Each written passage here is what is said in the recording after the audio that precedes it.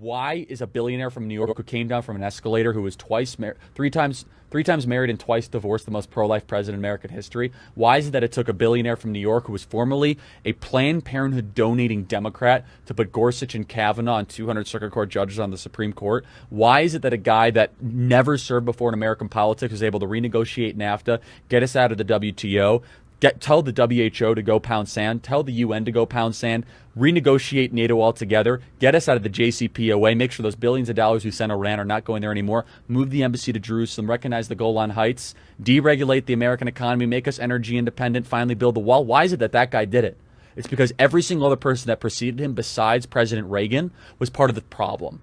They are part of the very same community of people that were Ivy League educated, said one thing and did another, were part of the ruling class that protected the agency, protected the Bureau, protected the DOJ. And as long as you said the right things and kept the deficits going, raised the taxes, deteriorated the industrial base, boosted Wall Street profits, kept the borders wide open so that we could have foreign nationals domiciling in our country that do not share our values, eventually get benefits, their kids can vote against our own values, then things will be just fine. Why is it that this guy is different?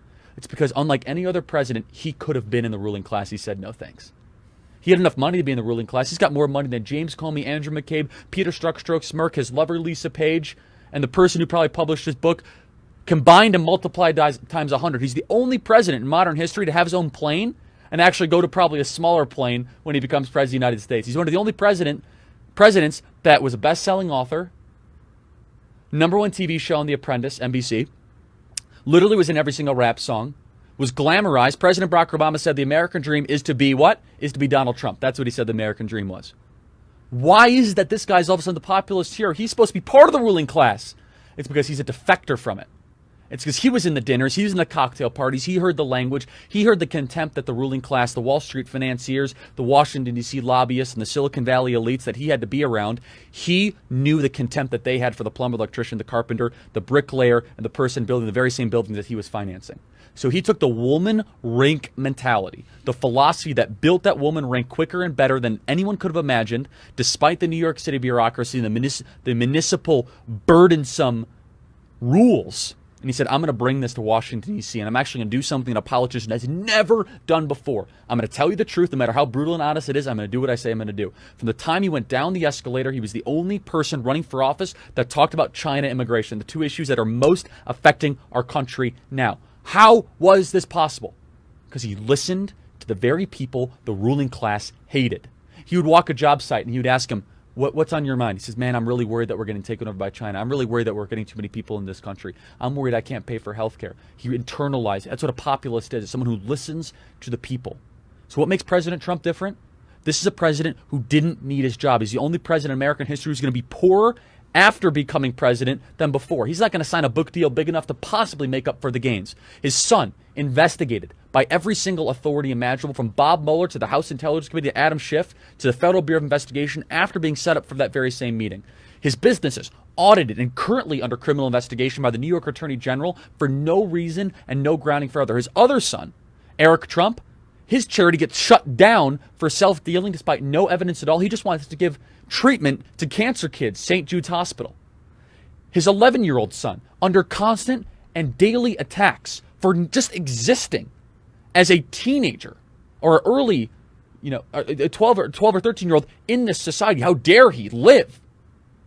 He's the only person that would be more damaged materially, philosophically, and morally. Every other president ends up better on the back end. They end up being able to write their stoic journal and drama and being better respected. This guy is a vessel for us. A vessel for those of us that have nothing but resentment for the kingdom of Washington, D.C. The type of people that think everything is just perfectly fine because we just built a Hermes. Hermes is now in Reston, Virginia. Don't you know? Louis Vuitton's in Fairfax County, everybody. Things are great. Didn't you know that we literally have Dolce & Gabbana now in Georgetown? Things must be wonderful. You go into Washington, D.C., the cranes are as far as you can possibly see. The construction cranes, they're trying to rebuild the Parthenon, the Giza pyramids quicker than anything I've ever seen. It's More construction happening in D.C. perpetually. Why? It's the only place in America. This is why 8 out of 10 of the wealthiest counties in America are around Washington, D.C. It's the only place in America where they get richer at gunpoint. They have a multi-trillion-dollar cash flow happening into their center, into their power structure every single year, not because we want it. If Chicago and Minneapolis and Detroit, if people get rich there, they have to convince you to buy their products. Maybe it's manufacturing, maybe it's automobiles, maybe it's Best Buy, which is, of course, a Minneapolis company. But Washington, D.C. is different. They do it at gunpoint. This is why Trump is different, and that's why I wrote the book.